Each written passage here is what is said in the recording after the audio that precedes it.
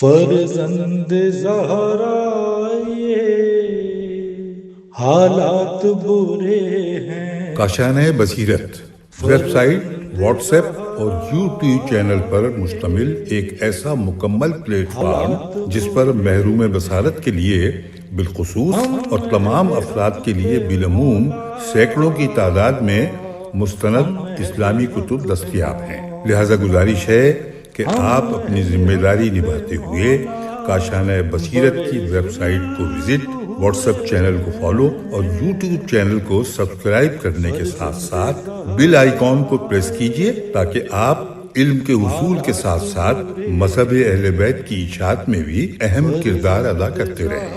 کاشانۂ بصیرت۔ حالات برے ہیں۔ بسم اللہ الرحمن الرحیم۔ السلام علیکم۔ میزان الحکمت کی جلد نمبر 8 کے ساتھ آپ کی خدمت میں حاضر ہیں۔ یہ کتاب کاشانۂ بصیرت کے پلیٹ فارم سے آپ سب کے لیے ریکارڈ کی جا رہی ہے اور میرا نام رائحہ کاظمی ہے۔ صفحہ نمبر 305 ہے۔ اس سلسلے میں موضوع نمبر 3353 پڑھنے کی سعادت حاصل کرتے ہیں اور یہ قضاء و قدر کے سلسلے میں چھٹا موضوع ہے اور عربی میں اس کی ہیڈنگ ہے المتشابہ فی القضاء، قضاء کی اقسام، المتشابہ فی القضاء۔ اب آئیں قضاء کی اقسام کے سلسلے میں جو حدیث یہاں بیان کی گئی ہیں ان کا مطالعہ کرتے ہیں۔ 16494 پہ حدیث ہے، جب آپ سے قضاء کی اقسام کے بارے میں سوال کیا گیا تو فرمایا قضاء کی 10 قسمیں ہیں۔ نمبر 1 قضاء فراغ، نمبر 2 قضاء عہد، نمبر 3 قضاء آلام، نمبر 4 قضاء فعل، نمبر 5 قضاء ایجاب، نمبر 6 قضاء کتاب، نمبر 7 قضاء اتمام، نمبر 8 قضاء فصل و حکم، نمبر 9 قضاء خلق اور نمبر 10 قضاء نزول و موسقہ، میم و سین کے اور ہے۔ نمبر 1 قضاء فراغ یا کسی چیز کے پورا کر دینے کی قضا کے بارے میں ارشاد الہی ہوتا ہے سورہ احقاف کی آیت نمبر 29 میں، اور جیسا ہم نے جنوں میں سے کئی جنوں کو تمہاری طرف متوجہ کیا کہ دل لگا کر قرآن سنیں، تو جب وہ اس کے پاس حاضر ہوئے تو ایک دوسرے سے کہنے لگے کہ خاموش بیٹھے سنتے رہو، پھر جب پڑھنا تمام ہوا تو اپنی قوم کی طرف واپس گئے جو ان کو عذاب سے ڈرائے۔ چنانچہ یہاں پر فلما قطعی کے معنی ہے فلما فرغ، یعنی جب فارغ ہوا۔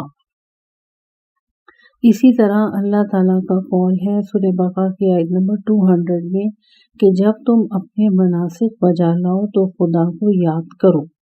نمبر 2 پہ قضاء عہد، خداوند عالم فرماتا ہے سورہ بنی اسرائیل کی آیت نمبر 23 میں تیرے رب نے عہد لے لیا ہے کہ اس کے سوا کسی کی عبادت نہ کرو۔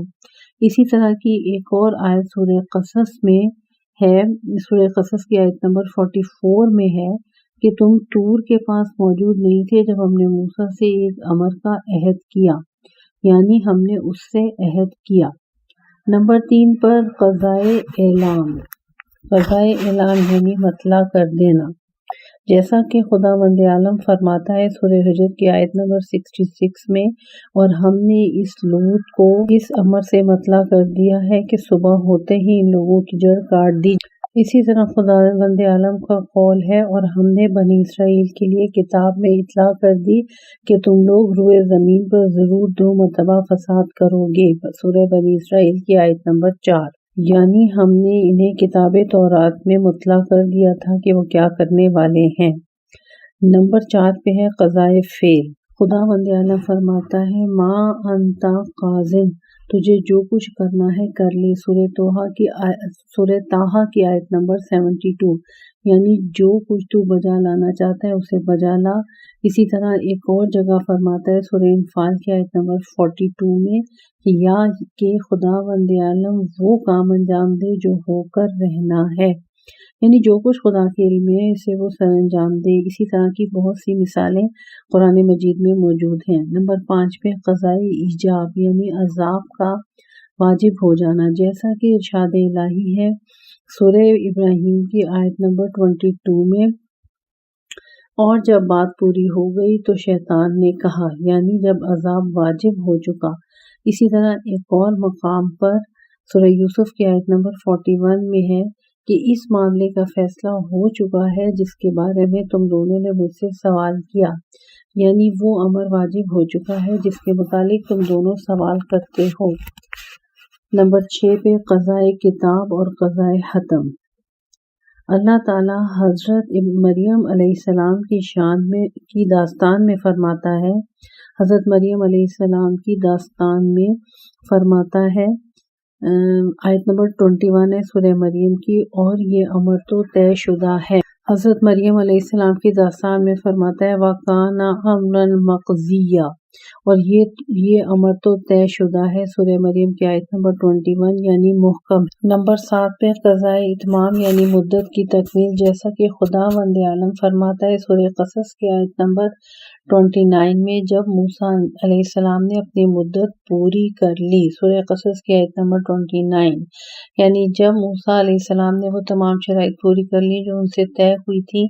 اسی طرح حضرت موسیٰ علیہ السلام کا قول ہے سورہ قصص کی آیت نمبر 28 میں، دونوں مدتوں میں سے جو بھی پوری کرو پھر مجھ پر کوئی زیادتی نہ کی جائے، یعنی جس مدت کو بھی پایہ تکمیل تک پہنچا دوں۔ نمبر 8 پر ہے قضائے فصل و حکم یعنی فیصلہ۔ خداوند عالم کا ارشاد ہے، ترجمہ، ان کے درمیان حق کے ساتھ فیصلہ کیا جائے گا اور کہا جائے گا کہ تمام تعریف اللہ رب العالمین کے لیے ہے، سورہ زمر کی آیت نمبر 75۔ اسی طرح فرماتا ہے، ترجمہ، اور اللہ تعالیٰ حق کے ساتھ فیصلہ کرتا ہے اور خدا کے علاوہ جن لوگوں کو وہ پکارتے ہیں وہ کسی شے کا فیصلہ نہیں کر سکتے، بے شک اللہ سننے والا اور دیکھنے والا ہے، سورہ مومن کی آیت نمبر 20۔ اسی طرح خداوند عالم فرماتا ہے، للہ یقص الحق وہو خیر الفاصلین، وہ حق کے ساتھ فیصلہ کرتا ہے اور وہ بہترین فیصلہ کرنے والا ہے، سورہ انعام کی آیت نمبر 57۔ اور اس میں حاشیے میں لکھا ہوا ہے کہ یاد رہے قرآن مجید میں یہ آیت اس طرح ہے، ان الحکم الا للہ یقص الحق وہو خیر الفاصلین، یعنی اختیار تو صرف اللہ ہی کا ہے، وہ حق بیان فرماتا ہے اور وہ بہترین فیصلہ کرنے والا ہے۔ نیز مشہور قرات بھی یہی ہے۔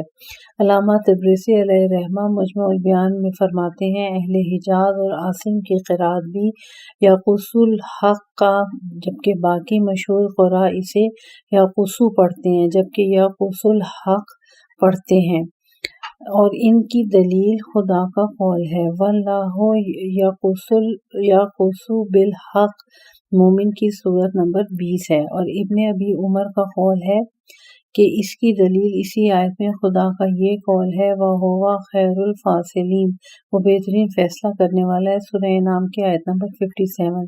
کیونکہ فیصلہ حکم میں ہوتا ہے، قصص میں نہیں ہوتا، لیکن جو لوگ یقص الحق پڑھتے ہیں ان کی دلیل اللہ کا قول یقول الحق، یعنی خدا حق فرماتا ہے۔ اسی طرح وہ یہ دلیل بھی پیش کرتے ہیں، فصل کا لفظ قول کے ساتھ بھی استعمال ہوتا ہے، جیسا کہ خدا فرماتا ہے، انہ لقول فصل، یہ قول فصیل ہے۔ اب ہم واپس آتے ہیں اپنی حدیث کی طرف کہ وہ حق کے ساتھ فیصلہ کرتا ہے، یہ ہم نے حاشیے میں پڑھ لیا۔ اسی طرح یہ بھی فرماتا ہے، وَقُضِیَ بَیْنَہُم بِالْقِسْطِ، اور ان کے درمیان انصاف سے فیصلہ کیا جائے گا، سورہ یونس کی آیت نمبر 54۔ نمبر 9 پہ جو قسم ہے قضائے خلق، خداوند عالم فرماتا ہے، وَقَضَاهُنَّ سَبْعَ سَمَاوَاتٍ فِی یَوْمَیْنِ، پس اس نے 7 آسمان 2 روز میں پیدا کیے، حامیم سجدہ کی آیت نمبر 12، یعنی ان کو دونوں میں خلق فرمایا۔ نمبر 10 پہ جو اقسام ہے قضائے نزول موت، جہنمی افراد کے قول کی قرآن مجید میں حکایت کی گئی ہے، اور ترجمہ، اور وہ پکاریں گے کہ اے مالک، یعنی دروغ جہنم، چاہے کہ تیرا رب ہمارا کام ہی تمام کر دے، وہ کہے گا بے شک تم کو یوں ہی رہنا ہوگا، سورہ زخرف کی آیت نمبر 77، یعنی تیرا رب ہمیں موت ہی دے دے۔ اسی طرح ایک اور مقام پر فرماتا ہے، نہ تو ان کو قضا یعنی موت ہی آئے گی کہ مر جائیں، اور نہ ہی اس جہنم کے عذاب میں ان کے لیے تخفیف کی جائے گی۔ سورہ فاطر کی آیت نمبر 36، یعنی انہیں موت نہیں آئے گی کہ وہ عذاب سے جان چھڑا سکے۔ اسی طرح حضرت سلیمان بن داؤد علیہ السلام کی داستان میں ہے ترجمہ: پس جب ہم نے اس سلیمان علیہ السلام کے لیے موت کا فیصلہ کر لیا تو اس کی موت پر کسی شے نے ان لوگوں کی رہنمائی نہیں کی سوائے زمین پہ ایک چلنے والی چیز کے جو اس کے عصا کو کھا گئی۔ سورہ سبا کی آیت نمبر 14۔ اس سے خدا کا مقصود ہے اب جب ہم نے سلیمان علیہ السلام پر موت کو نازل فرما دیا۔ بحار الانوار کی جلد نمبر 93 صفحہ نمبر 18 تا صفحہ نمبر 20۔ 3354 پہ موضوع نمبر 7 ہے القضاء، اور بریکٹ میں میم لکھا ہوا ہے، قضاء کے متعلق مختلف احادیث۔ 16495 پہ حدیث کا ترجمہ: جب قضاء نے پورا ہو کے رہنا ہے تو پھر یہ چیخ و پکار کیسی؟ امام حسن عسکری علیہ السلام بحار الانوار کی جلد نمبر 78 ہے، صفحہ نمبر 378 ہے۔ 16496 پہ جب قضاء نازل ہوتی ہے تو فضا تنگ ہو جاتی ہے۔ امام علی علیہ السلام بحار الانوار کی جلد نمبر 78 ہے، صفحہ نمبر 65 ہے، اور یہ یہاں سے مٹا ہوا ہے۔ اگلی حدیث پہ آ جائیں۔ 16497 پر حدیث کا ترجمہ: 8 چیزیں خدا کی قضا و قدر کے ساتھ ہی تعلق رکھتی ہیں۔ 8 چیزیں خدا کی قضا و قدر کے ساتھ ہی تعلق رکھتی ہیں۔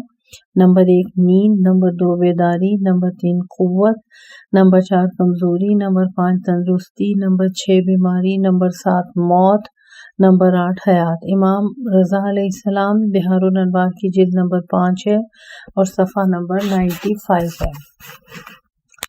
اگلے صفحے پہ فصل نمبر 18 کا آغاز ہے القضاء یعنی قضا کا موضوع نمبر 2۔ 3355 پر فیصلہ یا نبی کر سکتا ہے یا اس کا وصی۔ القضاء یا پھر شقی انسان۔ عربی میں لکھا ہوا ہے القضاء لنبی او وصی او شقی۔ القضاء نبی او وصی او شقی، فیصلہ یا نبی کر سکتا ہے یا اس کا وصی یا پھر شقی انسان۔ اس حصے میں سورہ صاد کی آیت نمبر 26 سے اس موضوع کا آغاز ہو رہا ہے۔ ترجمہ پڑھتے ہیں۔ اے داؤد، ہم نے تمہیں زمین میں نائب یعنی حاکم و جانشین مقرر کیا ہے، پس لوگوں کے درمیان انصاف سے فیصلہ کرو۔ اس سلسلے میں حدیث کا مطالعہ کرتے ہیں۔ 16498 پر حدیث کا ترجمہ: حضرت امیر المومنین علیہ السلام نے قاضی شریح سے فرمایا، اے شریح، تم ایک ایسی جگہ پر قضا کے لیے بیٹھے ہو جہاں نبی یا وصی یا پھر شقی یعنی بدبخت انسان ہی بیٹھ سکتا ہے۔ امام جعفر صادق علیہ السلام وسائل الشیعہ جلد نمبر 18 ہے، صفحہ نمبر 7 ہے۔ فروع کافی کی جلد نمبر 7 ہے، صفحہ نمبر 406 ہے۔ من لا یعذر الفقہ ہے، جلد نمبر 3 ہے، صفحہ نمبر 4 ہے۔ تہذیب الاحکام جلد نمبر 6، صفحہ نمبر 217۔ 16499 پر حدیث کا ترجمہ: فیصلے کرنے سے اجتناب کرو، کیونکہ فیصلے کرنا اس امام عالم کا کام ہے جو مسلمانوں کے درمیان عدل کے ساتھ فیصلے کرتا ہے، جیسے نبی یا نبی کا وصی ہوتے ہیں۔ حضرت امام جعفر صادق علیہ السلام وسائل الشیعہ جلد نمبر 8 ہے، صفحہ نمبر 7 ہے۔ فروع کافی کی جلد نمبر 7 ہے اور صفحہ نمبر 406 ہے۔ من لا یعذر الفقہ ہے، جلد نمبر 3 ہے، صفحہ نمبر 4 ہے۔ تہذیب الاحکام جلد نمبر 6 ہے اور صفحہ نمبر 217 ہے۔ 3356 پر القضاء کے سلسلے کا موضوع نمبر 2 اور اس کا عنوان ہے التحاکم الی الطاغوت، طاغوت کی طرف مقدمات کا لے جانا۔ इस सिलसिले में सूरह निसा की आयत नंबर 60 से इस मौजू का आगाज़ हो रहा है। क्या तूने उन लोगों को नहीं देखा जो गुमान करते हैं कि वो उन चीज़ों पर ईमान लाए जो ए पैगम्बर सल्लल्लाहु अलैहि वसल्लम आप पर नाजिल हुई हैं और इन पर भी जो आपसे पहले नाजिल हो चुकी हैं, फिर भी वो चाहते हैं कि वो अपने मुकदमात को फैसले के लिए तागूत को हाकिम बनाए, हालांकि इन्हें ये हुक्म दिया गया था कि इसका इनकार कर दें। अगली सूरत सूरह आले इमरान की आयत नंबर 23 है। क्या तुमने उन लोगों को नहीं देखा जिन्हें किताब का कुछ हिस्सा दिया गया कि जब वो अल्लाह की किताब की तरफ बुलाए जाते हैं ताकि वो उनके माबैन फैसला करे तो उनमें से एक रूगर्दानी करते हुए हक से पलट जाता है। अब हम हदीस का मुताला करते हैं। 16500 पर उमर बिन हंज़ला, अरबी में हंज़ला लिखा हुआ है, तर्जुमे में हंज़ा। उमर बिन हंज़ला कहते हैं कि मैंने इमाम जाफर सादिक अलैहिस्सलाम से अपने इन दोस्तों के मुताल्लिक़ सवाल किया जिनके दरमियान किसी कर्ज या मीरास के बारे में झगड़ा हो जाए, वो अपना मुकदमा हाकिम वक्त या काजी के पास ले जाएं तो क्या उनके लिए ये जायज़ है? इस पर इमाम अलैहिस्सलाम ने फरमाया, जो शख्स अपना मुकदमा तागूत के पास ले जाए और वो इसके हक में फैसला कर दे तो इसके फैसले के तहत लिया हुआ माल हराम होगा, ख्वाह ये उसका हक भी बनता हो, चूँकि वो शख्स वो माल तागूत के फैसले के मुताबिक लेगा जिसके मुतालिक खुदा का हुक्म ये है कि उसका इनकार किया जाए। फरोए काफ़ी की जिल्द नंबर 7 है और सफ़ा नंबर 412 है। 16501 पे हदीस का तर्जुमा। जो मोमिन किसी दूसरे मोमिन को किसी मुकदमे के सिलसिले में जालिम काजी या जालिम बादशाह के पास ले जाए और वो खुदाई फैसले के खिलाफ कोई फैसला करे तो वो मोमिन भी उसके गुनाह में उसका शरीक होगा। इमाम जाफर सादिक अलैहिस्सलाम मन ला याज़ुल फ़िक़्ह जिल्द नंबर 3 है, सफ़ा नंबर 3 है। फरोए काफ़ी जिल्द नंबर 7 और सफ़ा नंबर 411। 16502 पर हदीस का तर्जुमा। अबू बसीर कहते हैं कि मैंने इमाम जाफर सादिक अलैहिस्सलाम से अल्लाह ताला की इस कौल और आपस में एक दूसरे के अमवाल नाहक ना खा जाया करो और ना ही ये अमवाल बतौर रिश्वत हुक्काम को इसलिए पेश करो कि तुम जानबूझकर गुनाह करते हो, इस दौलत का कुछ हिस्सा हजम कर जाओ। सूरह बकरा की आयत नंबर 188 के बारे में सवाल किया तो आप अलैहिस्सलाम ने फरमाया, ए अबू बसीर, खुदावंद अज़्ज़ा व जल को इस बात का इल्म था कि उम्मत में कुछ हुक्काम जोर भी होंगे जो गलत फैसले करेंगे, लिहाजा उसने ये इसी बिना पर फरमाया है। यहाँ हुक्काम अदल मुराद नहीं है बल्कि हुक्काम जोर मुराद है। ए अबू मोहम्मद, अगर तुम्हारा हक किसी के ज़िम्मे बनता है और तुम इस मुकदमे को आदिल हाकिम के पास ले जाना चाहते हो लेकिन वो शख्स ये मुकदमा जालिम हाकिम के पास ले जाना चाहता है तो उसका शुमार ऐसे लोगों में होगा जो तागूत को अपना हाकिम बनाते हैं। हक के मुतालिक अल्लाह ताला फरमाता है, सूरह निसा की आयत नंबर 60, अलम तरा इलल लज़ीना यज़अमूना अन्नहुम। फरोए काफ़ी की जिल्द नंबर 7 है और सफ़ा नंबर 411 है। कौल मौलिफ मुलाहिज़ा हो वसाइल शिया जिल्द नंबर 18 सफ़ा नंबर 2 है और बाब नंबर 1 है। 3357 पे इस सिलसिले का मौजू नंबर 3 है, क़ज़ाउल हक। क़ुज़ातुल हक। क़ुज़ातुल हक का तर्जुमा है हक पर फैसला करने वाले। इस सिलसिले में सूरह स्वाद की आयत नंबर 26 का तर्जुमा, ए दाऊद, हमने तुम्हें ज़मीन में नाइब यानी हाकिम और जानशीन मुकर्रर किया, बस लोगों के दरमियान इंसाफ के साथ फैसला करो और अपनी ख्वाहिशात की पैरवी ना करो। सूरह निसा की आयत नंबर 58, और जब तुम लोगों के दरमियान फैसला करो तो अदल के साथ फैसला करो। सूरह माइदा की आयत नंबर 42, और अगर तू फैसला करे तो उनके दरमियान इंसाफ के साथ फैसला कर, बेशक अल्लाह इंसाफ करने वालों से मोहब्बत करता है। इस सिलसिले में हदीस का मुताला करते हैं। 16503 पर बेहतरीन लोग हक पर फैसला करने वाले होते हैं। हज़रत इमाम जाफर सादिक अलैहिस्सलाम बिहारुन अनवार जिल्द नंबर 104 सफ़ा नंबर 269। 16,504 پہ مخلوق میں سے افضل ترین لوگ وہ ہیں جو سب سے بڑھ کر حق پر فیصلہ کرتے ہیں، اور اللہ کے نزدیک محبوب ترین لوگ وہ ہیں جو سب سے بڑھ کر راست گوئی سے کام لیتے ہیں۔ حضرت علی علیہ السلام قرر الحکم 16,505 پہ تم میں سے کوئی شخص کسی دوسرے شخص کو کسی ظالم کے پاس فیصلہ کرانے کے لیے نہ لے جائے، بلکہ یہ دیکھو کہ خود تم میں سے کوئی ایسا شخص ہے جو ہمارے فیصلوں میں سے کوئی چیز جانتا ہے تو تم اسے ہی اپنا قاضی مقرر کر لو، کیونکہ میں نے ہی اسے قاضی بنایا ہے، لہٰذا اپنے مقدمات اسی کے پاس لے کے جایا کرو۔ امام جعفر صادق علیہ السلام من لا یعذر الفقہ جلد نمبر 3 صفحہ نمبر 2، فروع کافی کی جلد نمبر 7 ہے اور صفحہ نمبر 412 ہے۔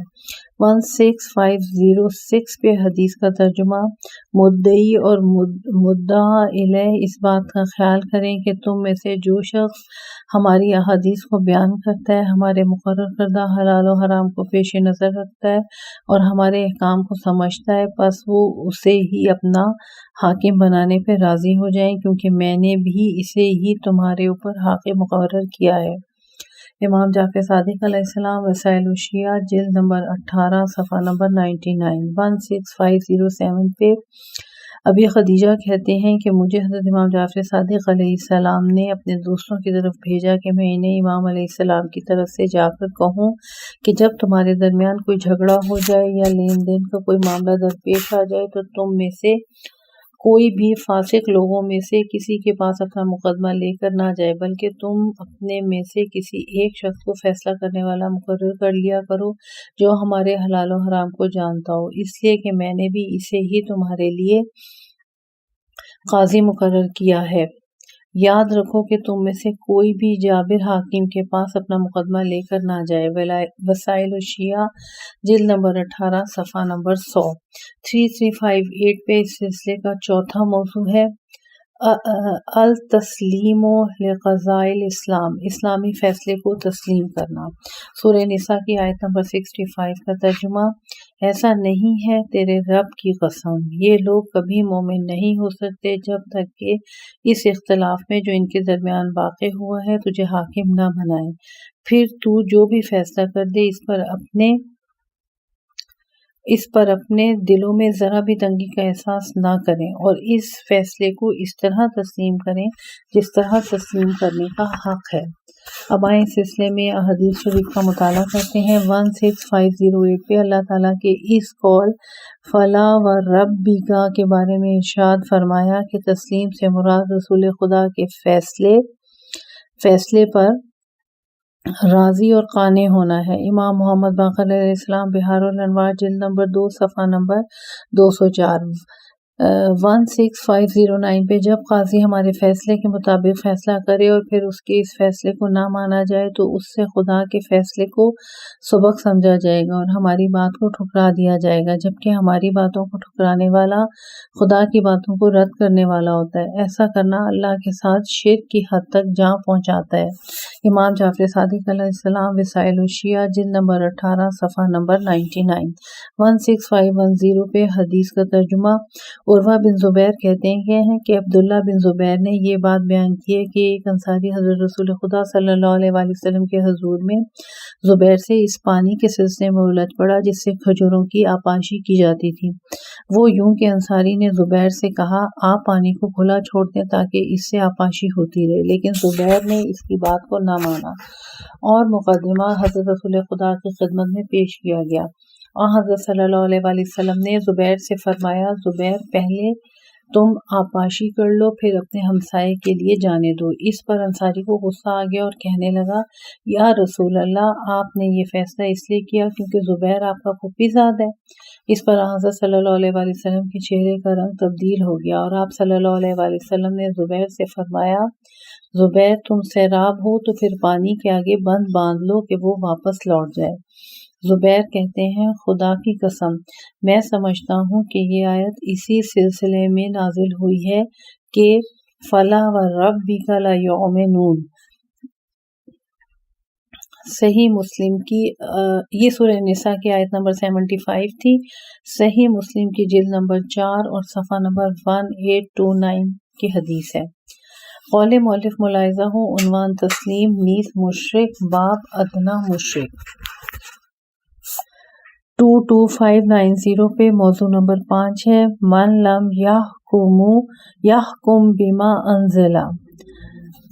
سورہ مائدہ کی آیت نمبر 44 سے اس موضوع کا آغاز ہو رہا ہے، یعنی خدا کے نازل کردہ احکام کے مطابق فیصلہ نہ کرنے والا۔ ترجمہ: اور جو لوگ اللہ کے نازل کردہ احکام کے مطابق فیصلہ نہیں کرتے بس وہی تو ہیں جو کافر یعنی منکر ہیں۔ سورہ مائدہ کی آیت نمبر 45 اور جو لوگ اس کے مطابق فیصلہ نہیں کرتے جو اللہ نے نازل کیا بس وہی تو ظالم ہیں۔ سورہ مائدہ کی آیت نمبر 47 اور جنہوں نے اس کے مطابق فیصلہ نہ کیا جو اللہ نے نازل کیا بس وہی تو نافرمان ہیں۔ یعنی اس کا مطلب یہ ہوا کہ موضوع خدا کے نازل کردہ احکام کے مطابق فیصلہ نہ کرنے والے کے سلسلے میں سورہ مائدہ کی آیت نمبر 44، سورہ مائدہ کی آیت نمبر 45 اور سورہ مائدہ کی آیت نمبر 47 کے ترجمہ پڑھا گیا ہے۔ اب آئیں اس سلسلے میں جو احادیث شریف ہیں ان کا مطالعہ کرتے ہیں۔ 16511 پہ جو شخص دو دھرموں کے بارے میں فیصلہ کرے اور اس فیصلے کو سختی سے منوائے تو وہ اس آیت کا اہل ہوگا۔ وَمَن لَّمْ يَحْكُم بِمَا أَنزَلَ اللَّهُ فَأُولَٰئِكَ هُمُ الْكَافِرُونَ۔ سورہ مائدہ کی آیت نمبر 44۔ راوی کہتے ہیں کہ میں نے عرض کیا حضور فرزند رسول صلی اللہ علیہ وسلم سختی سے منوانے سے کیا مراد ہے؟ فرمایا اس کے پاس کوڑا یعنی حکومت کا ڈنڈا ہو اور قید کا اختیار بھی، بس اگر کوئی شخص